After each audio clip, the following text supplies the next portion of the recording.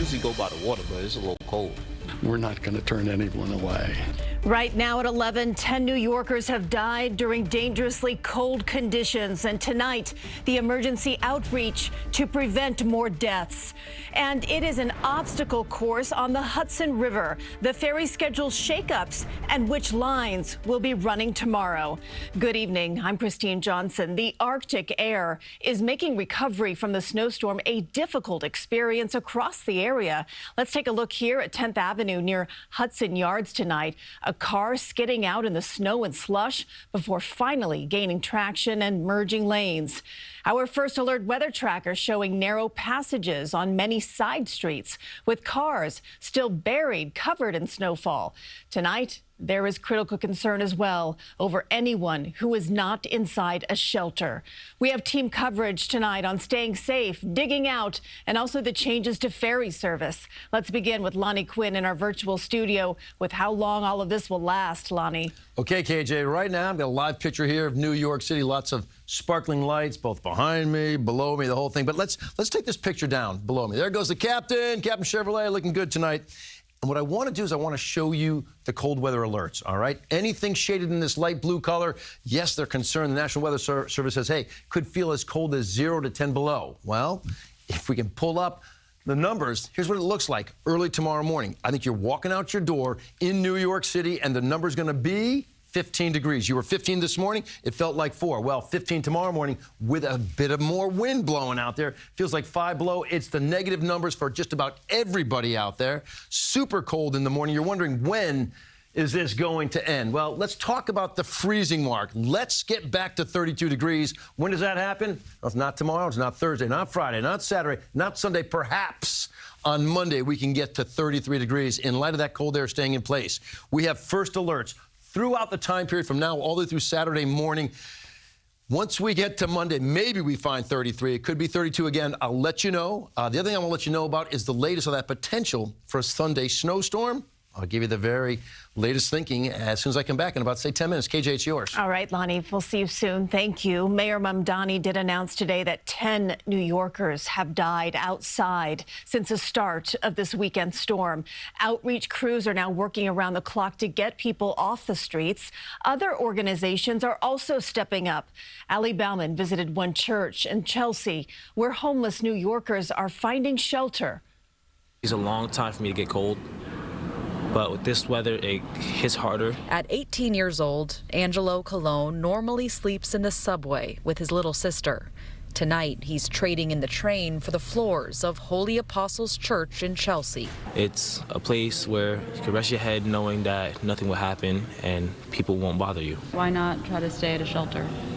Because I don't want to leave my little sister alone. So I stay out here because of her. The church, which operates as a soup kitchen year-round, opens its doors as a warming center on nights when the temperature drops below freezing. How many people have you been seeing here a night? Last night we had 40. Okay, we usually cover around 30 to 35, but last night was 40. At least 10 New Yorkers have died since the start of this weekend's storm. Their causes of death are not yet official, but all were found outdoors during these frigid nights. We are sending out requests to send staff out every few hours to canvass nearby blocks and engage anyone who needs assistance. Mayor Mamdani says City Hall is implementing new emergency protocols to get people into shelters, which includes involuntarily removing homeless from the streets. I usually go by the water, but it's a little cold. Jeffrey Washington says when it's too cold to sleep outside, he prefers the church to a city shelter. Sometimes you may get placed with 4 to 8 guys, and 4 or 6 of those guys is random, you know it's going to be a problem. The city has also parked warming buses around the 5 boroughs, though the ones we found were pretty sparse. We have also asked hospitals to limit overnight discharges to ensure that people who have nowhere to go are kept indoors. For now, Angelo says he's enjoying the time he has on the church floor. It's actually pretty fun to spend time with the people we love instead of being homeless and being lonely. In Chelsea, Ali Bauman, CBS News, New York. Well, this morning, a bus in Paterson, New Jersey, found itself stuck in some snow. City officials saying that crews are working around the clock to clear the streets, especially with students going back to school tomorrow. Andrew Ramos spoke to the mayor about the progress being made. 2 days after Sunday's storm clobbered parts of New Jersey, cities like Paterson are still digging out. Mounds of snow overwhelmed just about every city block, where some sidewalks look like obstacle courses. In some cases, pedestrians have nowhere to go, and intersections serving up plenty of challenges. This NJ Transit bus got stuck in some serious slush at an unplowed intersection near East 27th Street. Community members even jumping into action to help. This has been an enormous storm, not normal. With public school students going back to class on Wednesday with a delayed opening, Paterson Mayor Andre Saya said plows are going to hit the pavement tonight and again in the morning with an emergency snow removal operation that will focus on secondary streets in hopes of clearing the hazards and easing concerns some parents may have. But we are focused on making sure that children have safe passageways to school. The city has already begun the process of issuing citations to anyone blocking street parking or dumping snow back into the street. I'm asking them if they could just shovel it back onto their property, not onto the street, because when you're doing the street, you're not doing anybody a favor. Now, as the city's Department of Public Works continues its citywide operation, the mayor is asking residents to be patient. Anyone who needs snow removal on their block, you're being urged to contact the mayor's office directly. Reporting in Paterson tonight, Andrew Ramos, CBS News, New York. NJ Transit services are expected to be fully operational tomorrow after service was suspended Sunday. The agency has really struggled to get back on track due to weather conditions. Look here, trains were packed, passengers dealing also with delays because trains were operating on a weekend schedule. The head of NJ Transit also asked for patience in this exclusive interview. It takes time for the infrastructure to recover. Obviously, we had frozen switches, frozen infrastructure, frozen mechanical systems. Our job is to make sure we have the crews and the equipment to run a safe system.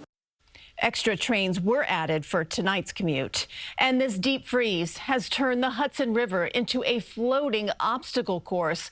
All NYC ferry service is canceled tomorrow in the Hudson and East Rivers.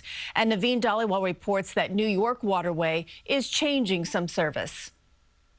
It's crazy, definitely, but I will say I took the ferry in yesterday as well, and it was pretty icy then, too. It was a sight that left commuters in awe as a tugboat carved a path through the ice on the Hudson for ferries Tuesday evening, allowing them to dock at Pier 79. Pretty amazing that they're able to do that. For Shannon Humphreys, a routine commute home to Hoboken was at the mercy of the weather. I'm from Minnesota, so I'm not used to seeing boats break through ice and continuing to drive on water that's this cold. The ice was so thick near the George Washington Bridge, New York Waterway suspended service between Manhattan and Edgewater.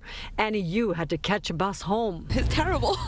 Yeah, maybe I'm thinking about tomorrow I would try a bus too. I guess if mine gets canceled, I don't have to go into work. Some remote work for a couple of days may not be the worst thing with how cold it is right now. Experts say temperatures must dive below 30 degrees for ice to form on the Hudson River. You also need the currents to be weak for a period of time so the tides can't be large. Back on Pier 79, despite the icy conditions, most commuters say safety isn't a concern. Many credit New York Waterway's planning to keep them safe. They wouldn't be doing it if it wasn't safe, and they know what they're doing. They're experts. New York Waterway officials say they're monitoring the conditions on the river around the clock and will adjust service as needed. On Pier 79, Naveen Dhaliwal, CBS News, New York. Drivers are being urged to clear the snow and ice from their vehicles before hitting the road. With our current forecast, the snow poses an even greater danger. We rode along with the New York State Trooper who was closely watching drivers on Long Island. Some were pulled over and told to clear the snow. If you're driving in New Jersey, it's required to clear your vehicle. Not so, though, in New York. Drivers, though, can still be stopped and ticketed if snow or ice becomes a safety issue. And do stick with us all week as we take you through this dangerous cold. You can get your first alert forecast anytime on CBSNewYork.com or also on the CBS News app.